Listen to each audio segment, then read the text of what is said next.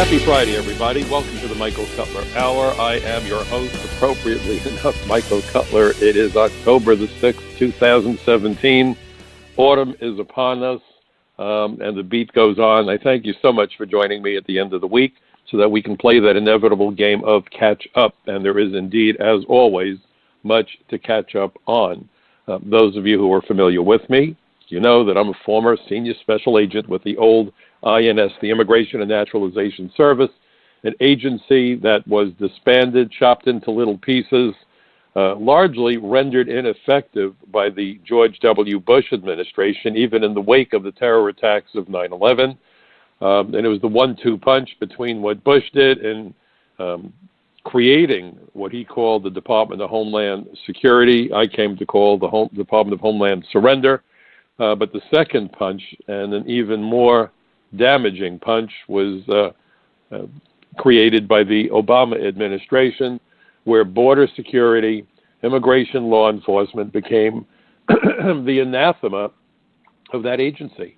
But all facts be known, both political parties, leaning in the direction of globalism, have been determined to dismantle America's borders, deprive America its sovereignty as an independent nation. We certainly live in a global world, global economy. Within 24 hours, we could probably get to almost any corner of this planet using jet airplanes and so forth, airliners. But in reality, as much as we're interconnected with the rest of the world, our borders still matter.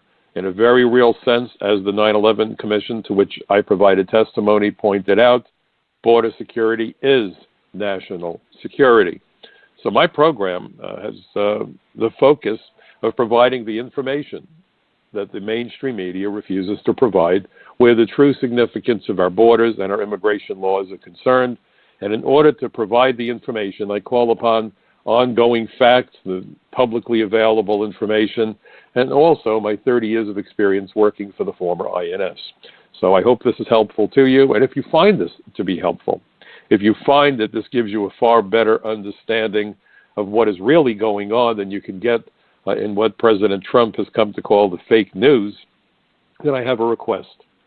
Please, please, please tell all of your friends and neighbors and family members and co-workers, everyone you could think of, about my program, the Michael Cutler Hour. You're listening to it right now. Please pass along my website to as many folks as you can. It's Michael Cutler, one word, C-U-T-L-E-R, michaelcutler.net. And I also want to remind you the websites that I write for routinely, starting with capsweb.org, Californians for Population Stabilization. I know it says California, and you might be living somewhere else. Perhaps you're a New Yorker, as I am. Doesn't matter. What is happening in California impacts the whole country. And as goes California, so goes the rest of America. The same thing could be true for all of our states. Our states are certainly interconnected. And when criminals and terrorists are able to embed themselves in sanctuary cities and now sanctuary state of California, this undermines public safety and national security, certainly for those hapless people living in California and the other sanctuary cities and states. But terrorists and criminals can also use those so-called sanctuaries as staging areas for crimes they commit around the country.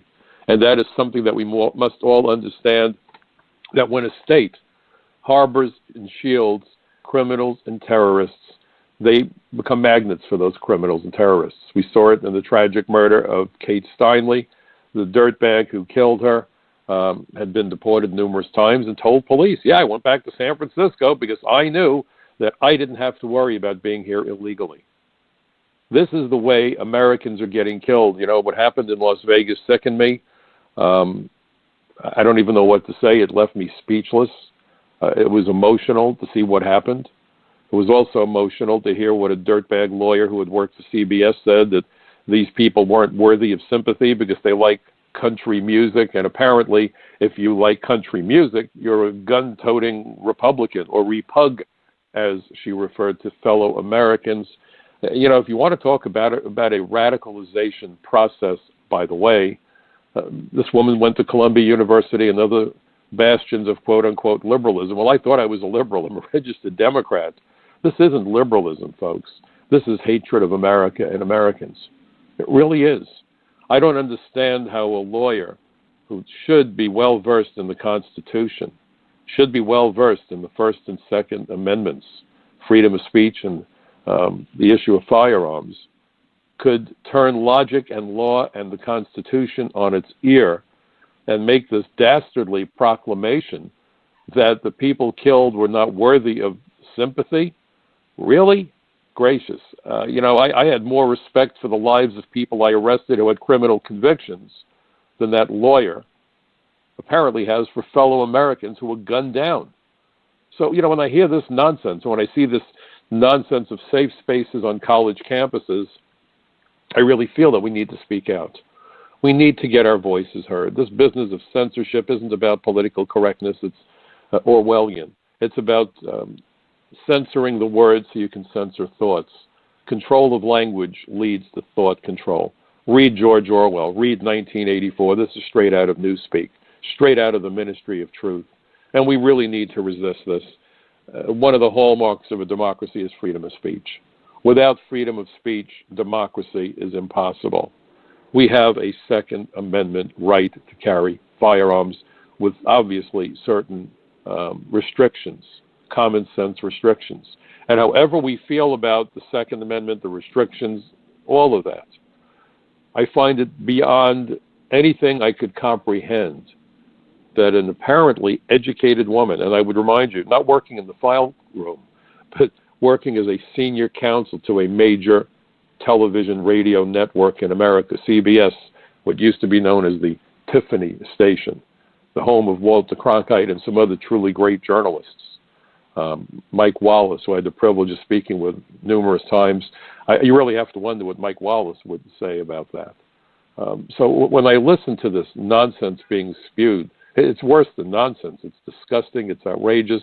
We have factions of Americans who've been radicalized, and I'd love to know how we allow that to happen. I really and truly would love to know how that would happen. So I know I digress, but that's the reason for this program. That is why, ever since 9/11, I have taken it upon myself to attempt to wake up as many of our fellow Americans and as many of our alleged leaders as possible, because we're being sold down the drain by the globalists who don't give a damn about innocent lives, don't give a damn about American working families. All they care about is money they can shovel into their bank accounts. This is a level of greed that I never thought that I would ever see in my own country. It horrifies me, it infuriates me, and we need to stand up. If you are a parent, if you are a grandparent, think of your children, think of your grandchildren. What country, what world, what way of life will they inherit from us if we allow this crap to continue? It's got to stop. It really has to stop. And this isn't about being conservative or liberal. It's about being American. It's about being moral. It's about having compassion. It's about being rational. And boy, oh boy, you would think that this should be common sense, but not so much today. The rational thought process has left us completely. So that is why I've been writing for capsweb.org for a number of years. I'm honored also to be a columnist for frontpagemag.com, Front Page Magazine, published by the David Horowitz Freedom Center. I also write for the Social Contract. In point of fact, there is a quarterly, the fall quarterly is coming out. I have an article scheduled to be published in that fall quarterly, and the tentative title, and I say tentative because anybody familiar with the writing process, when you write professionally, you deal with publishers and editors, and sometimes they change things around. But I will tell you that the Social Contract has been excellent. They change almost nothing that I write unless they catch the occasional run-on sentence. I've been guilty of those since junior high school, or a misspell, or punctuation issue. But the title, and I hope they keep my title, was "The Road to Tyranny is Paved with Words Lost to Censorship." Particularly apropos, given the topic that I was just talking about. So please understand, this is not about political correctness. Political correctness, to my thinking, and perhaps to yours as well, means that under no circumstances is the kind of language such as the N-word or other words of hatred ever acceptable. Any words that insult, humiliate, denigrate, impugn other human beings needs to be expunged from the language. And because of this Orwellian use of language control, the term alien is now seen by many as an example of terrible way of describing other people. And you might think that the people who take that position are legitimate in their concerns. I mean, goodness, the word alien, it's terrible, it's horrible. They've all told us this repeatedly, going back to Jimmy Carter. But what's remarkable, and I'm willing to bet some of you, especially if you're new to my program, may not know, is that when we hear about the dreamers, the supposed young illegal aliens. Yes, I use the word alien. It's a legal term. Legally, it simply means any person not a citizen or national of the United States. In fact, the definition for that term that appears in the Immigration and Nationality Act, the compendium of laws that I spent almost my entire adult life, at least 30 years of it, enforcing and administering. No insult. But the so-called dreamers, well, guess what? It's an acronym, and the A in dreamers is that dreaded word alien minors.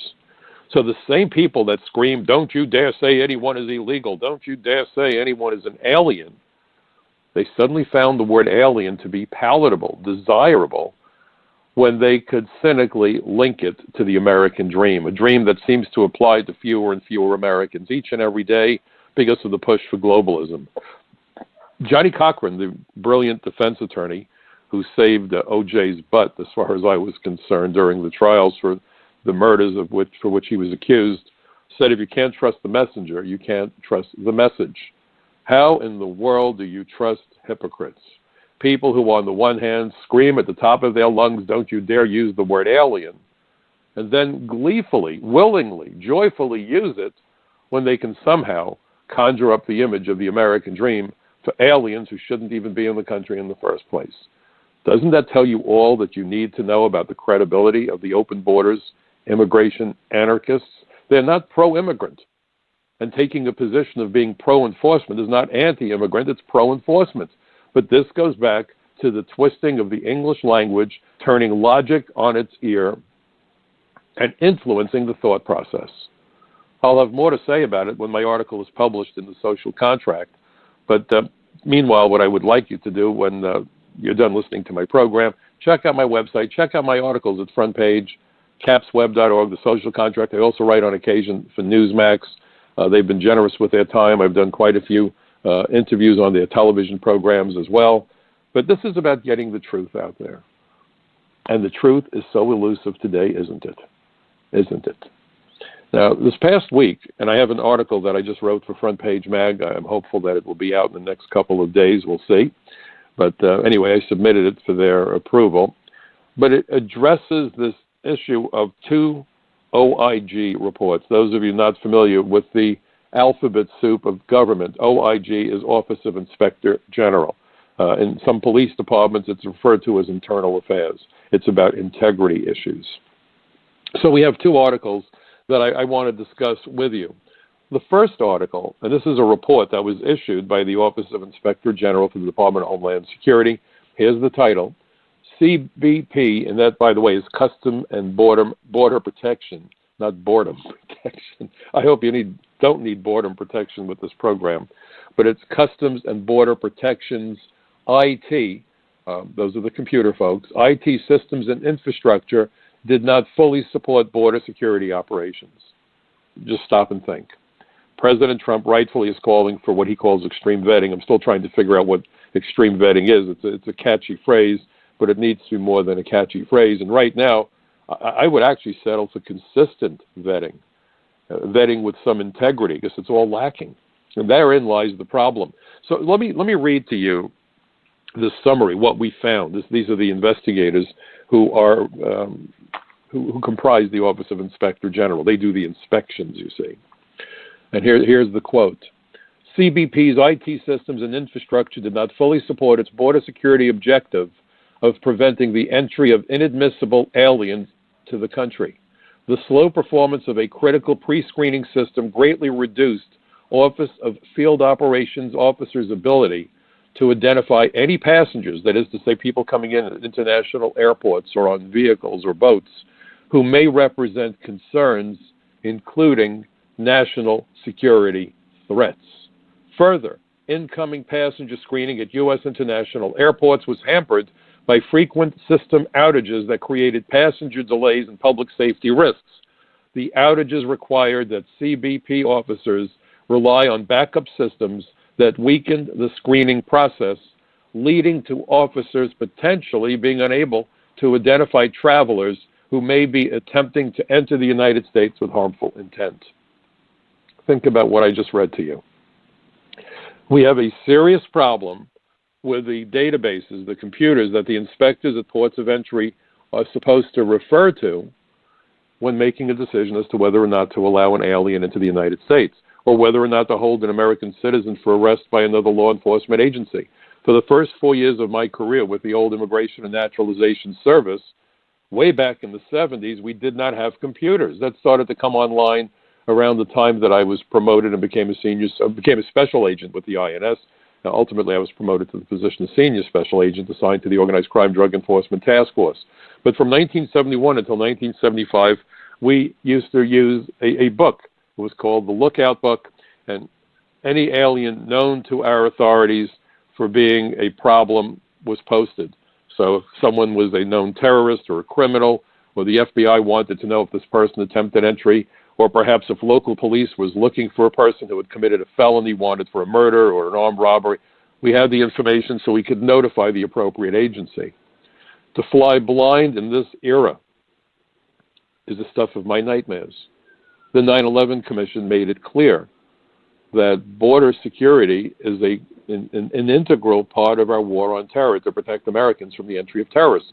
Please realize that almost all of the terrorists, and not just the 9/11 hijackers, but many others, if you want to talk about the Tsarnaev brothers who carried out the Boston attack, if you want to look at San Bernardino, if you want to talk about Faisal Shahzad, the Times Square bomber, these people were all admitted into the United States through ports of entry.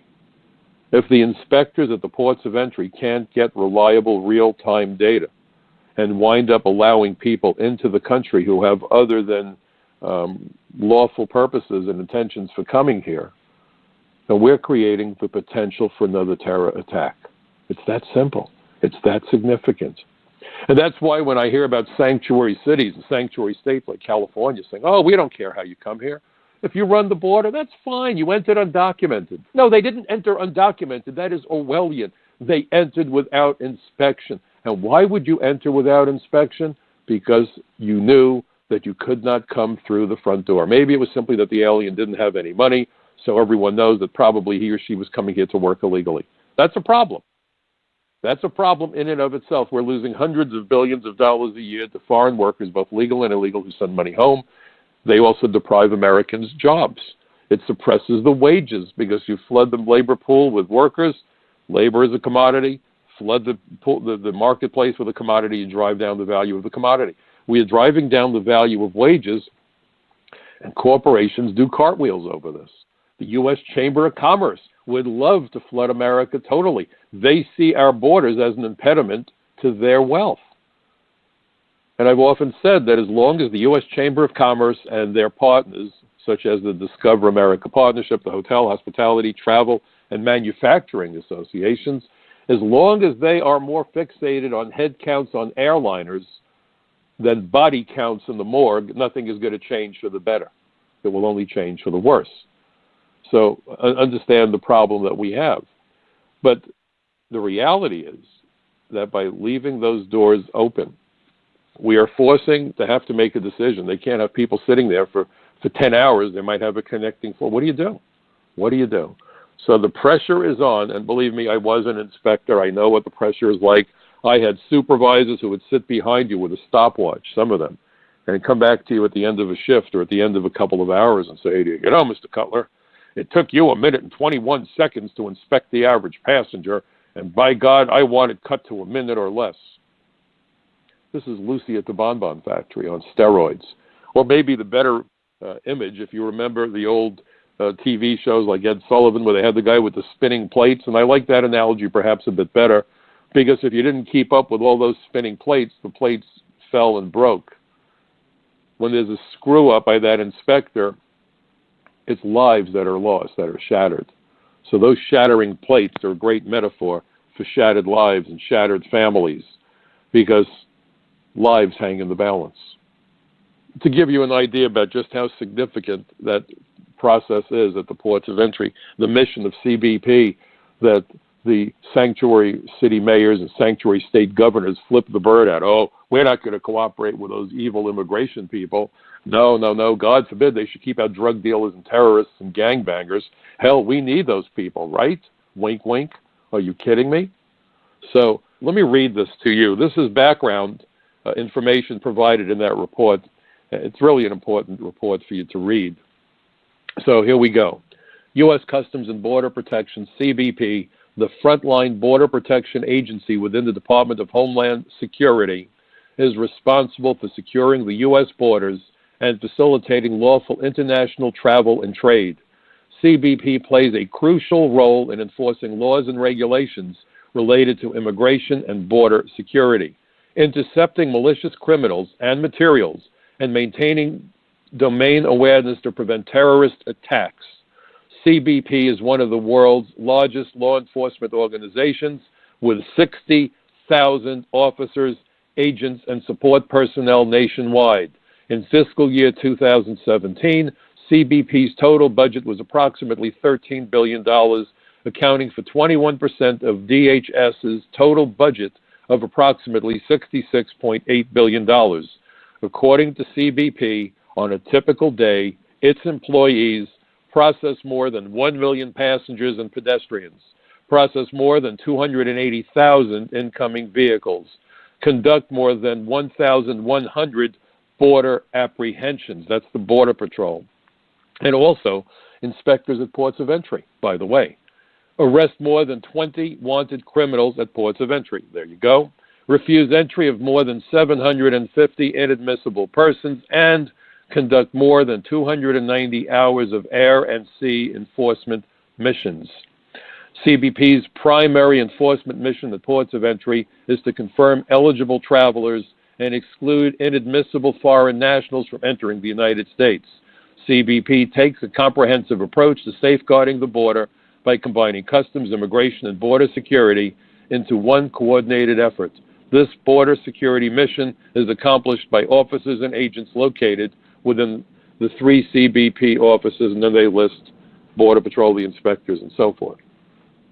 Understand the workload, understand the nature of the mission, which is nothing short of national security. Nothing short of national security. In fact, the airplane that was hijacked on 9/11 and went down in Pennsylvania had one fewer hijacker than the other planes. A couple of would-be hijackers, the investigation conducted by the 9/11 Commission determined, were unable to enter the United States through ports of entry, which might account for the fact that that one plane had one hijacker fewer than the other 3 airplanes. God only knows if there had been another hijacker on board that airplane, perhaps the passengers would not have been able to overpower the hijackers to bring it down in a field in Pennsylvania, and it might have gone on to hit the Capitol or the White House. We can't ever know that. But that's how critical it is. You know, after 9/11, we were constantly told the terrorists only have to get it right once, but for America to be safe, law enforcement and the intelligence services need to be right 100% of the time. So every time that the computer goes down at the airport, every time that an inspector has no alternative but to admit a foreign national into the United States, the potential exists that the terrorists may have been handed that one opportunity that they're looking for to get it right. This is asymmetrical warfare. And what does that mean? It means that because terrorists know they can't attack the U.S. military, the idea that any country could win against our military, not likely. We have the best, the brightest, the most valiant, and the best equipped military, in spite of Mr. Obama's efforts to defund the military and demoralize it, in my judgment. However, terrorists do know that they can employ basically guerrilla tactics, attacking us from within our country through sabotage, through murder, using vehicles, using knives, using whatever is possible, you see. And on 9/11, 19 young men barely out of their teens inflicted more casualties on the United States of America than did the entire Japanese fleet at Pearl Harbor on December 7th, 1941. That should give everybody cause for pause. One piece of trash in Las Vegas, look what he did. Look what he did. Look what happened in San Bernardino because of that garbage couple that killed their former co-workers. Look at the Tsarnaev brothers and what they did to the Boston Marathon. It doesn't take a lot of people to rack up huge casualties, cause pain, suffering, trauma for the whole country. So every time somebody is admitted into the United States and the system breaks down, the potential is there that another terrorist will gain entry to our country. This couldn't be more serious than it is. And yet the sanctuary mayors and the sanctuary governors are saying, oh, we're defending these poor immigrants from immigration authorities. Now, this is how twisting the language works. Immigrants who are here legally need no protection from immigration authorities. It's immigration authorities who let them in. Think about that. When I was an inspector at John F. Kennedy International Airport for those 4 years, I can assure you that the ratio of aliens who I admitted into the country as compared to those who I denied entry, well, the number that I denied entry to was minuscule. 1 in 100, maybe 1 in 200. Most people, I was happy to admit them. I sincerely enjoyed seeing their smiling faces, wished them a great visit, and away they went. Immigration is not the enemy of lawful immigrants. It's immigration authorities who provide aliens with green cards, political asylum, even United States citizenship. We're going to talk about that in a moment. And I spent a year in the adjudications officer doing the marriage interviews. And yes, I uncovered fraud. In some cases, criminals. In some cases, all sorts of things. We even uncovered a marriage fraud ring. Kind of wacky. It involved Chinese crewmen who were getting married to Puerto Rican lesbian prostitutes here in New York. The Chinese-American attorney was making all the arrangements. And because of that case, I wound up finding myself on the witness stand in federal court for the very first time. I was in my mid-20s. It was an interesting experience. Of course, that would be the first of many, many, many times that I would ultimately testify before various trials, proceedings, whether at immigration court, federal court, state court. Agents spend a lot of time on the witness stand, providing evidence that they gathered during the course of their investigations. I used to argue bail for the U.S. attorneys I worked with. But the very first time that I found myself in court as a witness was in a case involving a marriage fraud ring. So this is critical stuff. But let me tell you, I gladly approved many more green cards than I denied. The immigration employees don't see the aliens as an adversary or enemy, only those who are violating the law. That's what this is about, legal versus illegal. So, of course, we're told, oh, you can't use the word illegal. Really? You know, it's funny, a couple of years ago, right after the summer had ended, Labor Day weekend had come and gone, and they closed the beaches. And I believe it was either on Long Island or New Jersey. Doesn't much matter. I was listening to my local CBS radio station. And they talked about how these kids were stopped by the police because they had climbed the fences that had been erected at a beach because the lifeguards were no longer on duty. And there were big signs that said, no swimming allowed, come back Memorial Day weekend, you know. But these kids jumped the fence to go swimming, and CBS called them illegal swimmers. So I submit to you, folks, if you can be an illegal swimmer, you could certainly be an illegal alien. But this is the way that language is being twisted to obfuscate the truth and the facts. Because the folks that want open borders know full well that they can't succeed unless they can dupe the American people. That's why the First Amendment is so critical. And speaking about the First Amendment, you know, I believe I've mentioned it on a prior show, but you need to know that this past year, or this past month rather, in September, I had the privilege of being the keynote speaker in a beautiful town way up in the mountains of Colorado, at Grand Lake, Colorado. Tom Goodfellow arranged the event. I participated in the parade. I wound up being driven through the parade by a new friend, a guy by the name of Bob Balink, who had a beautiful Corvette. And I was honored. I was humbled. And, you know, sitting here as I am right now doing my radio show, or sitting here and working on my articles for various websites, you have no idea if anyone's really paying attention to you. There's no feedback. It's not like standing in front of an audience and you see the crowd. It's me and my computer, or me and my phone line in a quiet corner of my house doing my thing. And to be driven through the heart of Grand Lake, Colorado, and to see all those great Americans. And by the way, these weren't only conservatives. There were Democrats, independents, every flavor imaginable. Truly a microcosm of America. And to experience their warmth was humbling. And it answered the question of whether or not people are paying attention. Because they made it very clear to me that they were paying attention. We all need to pay attention, because the issues are that important. But the fact is, here's this little town celebrating for an entire week the U.S. Constitution. I would love to see this idea that started with Tom Goodfellow and his fellow townsmen and townswomen. I'd love to see this spread across America.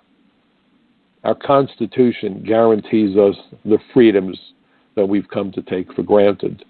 And those freedoms are under attack, make no mistake about it. So we need to remember, really, the importance of our constitutional democratic republic. And anybody who would interfere with our freedoms, especially the freedom of speech, we need to be very, very careful. That's a slippery slope.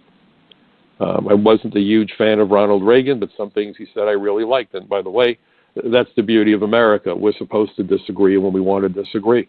One size doesn't fit all, and no one has all the right answers, you see. But Reagan said that democracy is never more than one generation from extinction. And that's why the Constitution is so damn important. And that's why I would love to see Constitution Week celebrated from coast to coast and border to border. And for the longest time, I have said that maybe on Memorial Day, when we remember the fallen who gave their lives, made the ultimate sacrifice to protect our nation and our citizens, instead of it being an opportunity for linen sales and barbecues, perhaps that important day on the calendar, the national calendar, should be celebrated by turning it into a national day of debate and discourse. Because freedom of speech is central to all the other freedoms that we enjoy in this great democracy of ours. Something for you to think about. Now, I mentioned the way that people come in legally and then get lawful status. The 9/11 Commission was so crystal clear on that, on the way that aliens who are able to game the system are then able to get to embed themselves in communities around the country. That's something that people seem to be forgetting, that the whole idea for the terrorists was to use false names, false aliases, get ID that gave them a level of legitimacy to which they were not truthfully or honestly or legitimately entitled. The 9/11 hijackers in the aggregate used 364 false names or variations of false names. Think about that. 364 false names. So now we come to the second OIG, Inspector General report, that was issued last month. Individuals with multiple identities in historical fingerprint enrollment records have received immigration benefits. And they do a breakdown of how many people got to be citizens or got green cards or got other immigration benefits, political asylum, authorization to work in the United States. And it turns out that when they ran the fingerprints, they had multiple identities. Now, in all fairness, sometimes, and I encountered this as an agent, sometimes this is done by accident. In Europe and other countries, when you write down a date of birth, if let's say you were born on April 1st, April Fool's Day, is that 4/1 and then the year, let's say, 2000? Or is it 1/4, day first and then the month? Well, sometimes we flip it backwards. So you wind up potentially with a different name, or you wind up potentially with a different name if, because the language isn't the English language, translating non-English characters into English can cause confusion. Think of, the various alphabets and languages that don't match ours. I'm Jewish, so let's start with Hebrew, okay? Chinese, Japanese, Sanskrit, Arabic. There's a bunch of languages. That can happen. So suddenly, how do you translate it? So there might be some wiggle room there. Maybe someone gets married, gets divorced, the woman continues to use one name and she's known as another. Maybe. But what they also found was that hundreds of these people had been ordered, deported from the United States, and we went on to naturalize them. And what disturbs me is that you have Citizenship and Immigration Services, the agency that deals with this issue. They do the adjudications. And again, remember, I spent the years as an adjudicator. During the Obama administration, the guy in charge of Citizenship and Immigration Services, a guy by the name of Alejandro Mayorkas, told his people, get to yes. Whatever it takes, approve the application. People lost their jobs over denying applications for immigration benefits. Think about how serious that is. Again, let's go back and look at the findings of the 9/11 Commission. And what they found was that the best embedding tactic, the most effective tactic for the terrorists, the most dangerous for us, were aliens who married Americans and got green cards, political asylum, and even citizenship. The Tsarnaev family got political asylum. They claim what's known as a credible fear. We can't go back to Russia. If we go back to Russia, we're going to face persecution or worse. And that's the humanitarian side of immigration. And as the grandson of a woman who was killed in Poland because of her religion, I'm very sympathetic to all that. But here's the problem.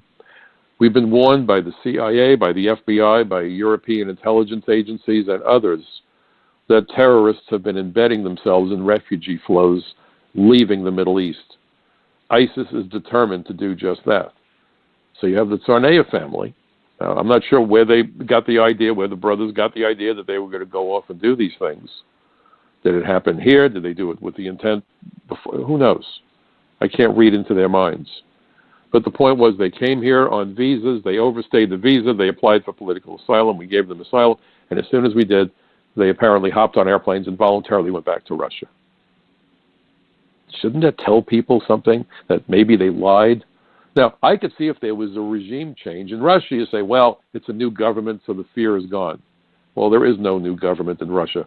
Mr. Putin, former KGB agent, is running the show. So why did they go back to Russia if they told us that they had a credible fear they couldn't go back to Russia? Well, maybe I'm just cynical and don't trust people because I have too many years in law enforcement, but I would argue that you can make a prima facie case that they had committed immigration fraud. So let's go back to the 9/11 Commission. Immigration fraud was the key entry and embedding tactic of the terrorists. And they weren't just looking at the 19 hijackers, but they looked at a total of 94 terrorists, including the 19 hijackers, but they looked back 10 years before the 9/11 attacks. They looked at the Boston bomb, the first World Trade Center bombing. They looked at the shooting at the CIA. They looked at all these attacks, and they said, you know what's in common here? 2/3 of the terrorists committed either visa fraud or immigration benefit fraud. We've known about this for years. I testified at my very first congressional hearing, and it was before the House Immigration Subcommittee, at the invitation of Lamar Smith, who at the time chaired the House Immigration Subcommittee, and Henry Hyde, the late Henry Hyde, who back then was chairman of the House Judiciary Committee. And the topic of that hearing was immigration benefit fraud and visa fraud because of 2 terror attacks carried out in '93. So we know this is a huge issue. But you have people in place right now with Citizenship and Immigration Services who ascended the ranks under the alleged leadership, and I use that word disparagingly and sarcastically when I think about Mr. Mayorkas, get to yes was his motto, who think that their job is to rubber stamp everything. Rubber stamp it all. And if you look at how many applications are processed by Citizenship and Immigration Services every year, it's, I believe the last count was in excess of 6 million. So again, whether you want to think of the guy with the spinning plates or Lucy at the bonbon factory, and those adjudications officers know that they can approve an application in 15 to 20 minutes, but it can take them days or weeks to deny an application. So if they are under the gun to be quote-unquote productive and clear up the backlog, and lots of people like that language, oh, we're going to clear up the backlog, and everyone says, thank God, get rid of that backlog. Well, there's only one way to get rid of the backlog, folks. Approve everything that lands on your desk. So now we come back to what I said earlier. The terrorists only got to get it right once. The terrorists have only got to get it right once. The Tsarnaev family, San Bernardino, Faisal Shahzad, the Times Square bomber. We naturalized him roughly a year before he tried to set off an SUV bomb in Times Square. This is dangerous stuff. Dangerous stuff. And you still have politicians saying, let's take care of the ones who are here illegally. With what system in place? The system right now is in a state of meltdown. And if suddenly we had to take on 20, 30 million applications to legalize aliens, because there are some people still talking about this madness, criticizing Donald Trump because he's not the globalist, he's a populist. He understands the issue. Attorney General Jeff Sessions is brilliant. He's, I would argue, one of the best attorney generals we've ever had. I know Jeff Sessions. I've met with him. He's quoted me from the floor of the Senate. I've read the executive orders. Even if you look at what's been called the travel ban, the true title of the travel ban was protecting the nation from foreign terrorist entry into the United States. I wish Donald Trump would stop using the media's terminology, travel ban. Bull. Go back to the original title. And I don't doubt it was crafted by Jeff Sessions, protecting the nation from foreign terrorist entry into the United States. So here we are in the middle of a nightmare, greatly concerned that North Korea would want to have their spies and saboteurs enter the United States to do harm from within. We don't doubt that they're here, by the way. And that's why North Korea was now added to the list along with Venezuela and along with Chad on a new executive order that was just issued. Because this is about terrorism. I think I mentioned it last week. Venezuela is where Iran sends lots of their shock troops, their Quds. They fly directly from Iran into Caracas. You've got terror training camps in the tribal region of Brazil. And meanwhile, we're finding out that we have thousands of aliens whose fingerprints come back and show that they have multiple identities. Thousands. And we also know that hundreds of them have gotten immigration benefits, including citizenship and green cards. And these people now that I'm discussing who have criminal histories, who've been ordered. So the issue here is all of these systems need to be addressed immediately. Not next year, not when we get around to it. We're in the middle of a war. We are in the middle of a war. We still don't know what happened in Vegas with that piece of trash. I don't even know what kind of language I could use to describe that piece of detritus. We don't know if there is a connection elsewhere or not. And by the way, you're going to be hearing from the open borders folks, see, he wasn't an illegal alien. That's not the issue. You know, we need to go after anyone who poses a threat. I find it remarkable that Democrats who are concerned, and I want you to remember I'm registered as a Democrat, and I agree that we've got to have safety measures in place. I don't want criminals having guns as an immigration agent. I took many guns from illegal aliens, criminal aliens. At one point, I think I probably had the best one-day gun seizure. I arrested an illegal alien from Jamaica, criminal who'd been involved in a shooting. I subsequently arrested him because we deported him. He came back and we prosecuted him several times. But on a consent search, I took 5 guns out of his house, including a sawed-off shotgun, 3 carbines, a handgun, hundreds of rounds of ammo, and the box from another gun that we didn't recover, but the gun had been previously recovered. The box had the serial number of the gun, so we knew this. And that gun had been used to kill a housing cop. Shoot. Thankfully, the cop survived. But a New York City housing police officer was shot by the gun that had been in that box. God knows what this guy's connection was. So I was very happy to get the guns out of the hands of the criminals. But we also want to be careful that we don't prevent law-abiding citizens from being able to own firearms for self-defense and for other lawful purposes. So we're walking a tightrope. And, you know, the cordite was still in the air, and Hillary Clinton was out there saying, we got to go after the guns. We got to go after the guns.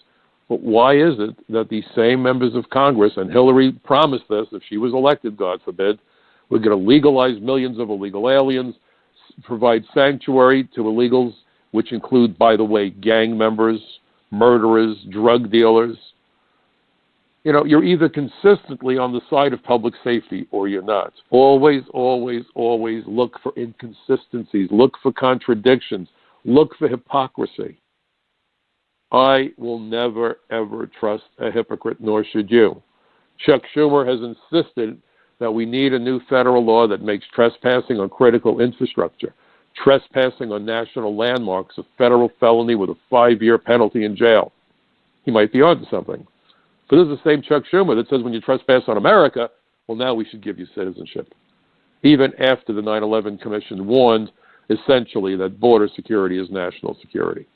They said border security should be thought of as a tool in the counterterrorism arsenal. And yet Chuck Schumer, who wants to put a 16-year-old kid, according to an article on his own website, in jail for climbing the World Trade Center while it was under construction, he said, oh, this is dangerous. He'd put that kid in jail for 5 years, I guess. But if the kid ran the border, then he would give him U.S. citizenship if he wasn't already an American. Look for the hypocrisy. Look for the inconsistencies. When I was an agent and I was involved in interrogating potential informants and so forth, the first thing you look for is inconsistencies and contradictory statements. Inconsistencies and contradictory statements tell you whether or not the person is to be trusted. It's very simple. We do the same thing in our own personal lives. If someone tells you things and you find out they were lying to you, you know you can't trust them. It's just common sense. Honest, law-abiding people don't have multiple identities. Honest, law-abiding citizens and people, they have to be citizens, honest people, aren't going to tell you one thing, tell someone somebody else, and twist the story around when they're discovered to have been lying. Lying is a critical issue. Truthfulness is a critical issue. Think of what efforts we go through to get to the truth. There are laws on all jurisdictions, on all levels, that make it a felony to lie to a law enforcement officer, that make it a felony if you sign a document for a benefit that you're not entitled to, whether the benefit is an insurance benefit, there are penalties, whether it's an application for citizenship or a green card, when you sign your tax return, whenever there's consequences. If you make a false statement, you can be prosecuted. There are people who work the polygraph machine, so-called lie detectors. We're obsessed with the truth. We need the truth. Even if the Jack Nicholson character in A Few Good Men said you can't handle the truth, we demand the truth. So the first thing that you need to know is whether or not the people that you want to trust are worthy of your trust. Look for inconsistencies. Look for inconsistencies because that's the real tip-off. You know, there's been controversy about waterboarding and all these other quote-unquote enhanced interrogation tactics. And what's that about? Trying to get to the truth. And when you look at the politicians who on the one hand are jumping up and down about the guns, but on the other hand say, oh, we need to protect illegal aliens who evaded the inspections process. I think I laid out clearly when you read what the purpose is behind all that. Why would you want to allow someone to sneak into the country, to evade that vetting process at a port of entry, and then talk about how that person is now entitled to stay here? How even if the person is involved in criminal activity, we can't dare let immigration know about it. In California, it is so insane that I wrote about this for Front Page Magazine. They've created this gang task force to go after the gangs. Oh, but by the way, that gang task force is forbidden. Forbidden. May not ever tell any immigration authorities about any gang members. Why on earth would you not want to deport a murderous gang member, a rapist, a drug dealer, an armed robber? No. We're going to keep him. We're going to protect him because the mean immigration agents might put him on an airplane and send him home. Really? Why in the world would you not want to protect the members of the ethnic immigrant communities? And this isn't about Latinos. As an immigration agent, I've locked up criminals from the four corners of the planet because, be honest, folks, human nature is human nature. We all bleed red. I don't care what your skin color is. Our blood is red. Every ethnic group, every race, every religion, every nationality has the good, the bad, and the ugly. Period. It's human. It's who we are as a species. So this isn't about going after a race, but that's the claim. Oh, the haters. Yes, I am a hater. I hate murderers. I hate child molesters. I hate drug dealers. I hate terrorists. I hate violent gang members. Yeah, I'm a hater. I'm a hater. How about Americans who love innocent people who fall victims to the criminals and to the scum that's out there? How does that narrative somehow never make it into the mainstream media? They don't care about the carnage in the streets as long as their objectives that enrich them are met. People who die along the way, nothing more than collateral damage. Oops, death is inevitable. They just died earlier than they should have. Oh well. That is who we're talking about. That is the enemy of our country that is willing to ignore what should be common sense, to keep out the people who would do harm to us, to keep out the workers who would displace Americans who are desperate to support themselves and their families. This is what we're up against. And that's why you see so much in the way of attacks against this administration. And I don't agree with everything Donald Trump says or does. I wish he would use more nuanced language. I kind of cringe when he says some of the things he says. But let's be fair, and let's be honest, and let's be rational. That's what's lacking. Let's understand that our immigration laws aren't about race, religion, or ethnicity. It's about keeping out criminals and aliens with dangerous diseases and severe mental illness, spies and terrorists and human rights violators, people who can do harm to us and are here to do harm to us. And I look at these reports and I look at these failures. And by the way, aliens, the top 10 countries of aliens who are naturalized with multiple identities, by the way, here's the in descending order, starting with the greatest number, and that was India. Then comes Bangladesh. Then comes China and Ghana and Pakistan and Haiti. And then we get to Mexico. And then Nigeria. And then El Salvador, Nigeria, and Guatemala. So Mexico is way down the list. This isn't about Mexicans, folks. This isn't about Latinos. And if you look at Bangladesh, potential for terrorism. India is an ally, but they do have a problem. There are problems all over the place. We're simply looking out for ourselves, and if you dare do that in this crazy era, you're likely to be branded a xenophobe, a hater, a racist, God knows. We need to push back. We need to stand our ground, and I'm not talking about firearms now, I'm talking about debate, I'm talking about discourse, and nobody should be sending a child to a school that shuts down debate. My degree was in communications, arts, and sciences. My plan, had I not become a federal agent, was to either become a journalist or a speech teacher and teach debate on the college level. I wrote an article some time ago for the Social Contract. I called it The Art of the Question, the questions we must ask our politicians about immigration. Questions are essential. Voltaire very wisely noted that you judge a man's intelligence not by his answers, but more often by his questions. And today, our opponents, the opponents of democracy, the opponents of national security, are attempting to shut down the questioning process, attempting to shut down free speech. They are a threat to the survival of the lives of our citizens and the form of government that we as Americans enjoy and have come to take for granted. Maybe we need to understand that we should never take anything for granted. Thank you for joining me, folks. Please go to my website, michaelcutler.net, and please remember, democracy is not a spectator sport. The politicians who supposedly represent you need to hear from you, and they need to find out in no uncertain terms that we're not as foolish as they hope that we are. See you again next week, right here on the Michael Cutler Hour. So long for now.